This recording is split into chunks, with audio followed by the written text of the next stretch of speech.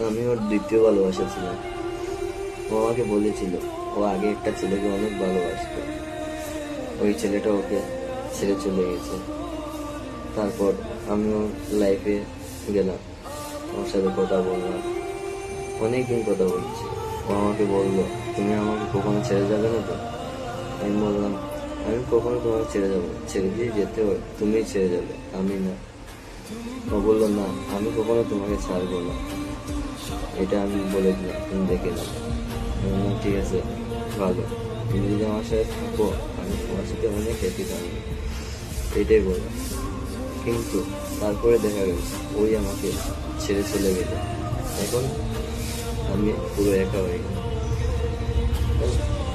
কখনো ও আমাকে বলেছিল, আমি তোমায় ছেড়ে যাবো না, এই কথাটাই এখন আমি ভাবি। ও আমাকে বলে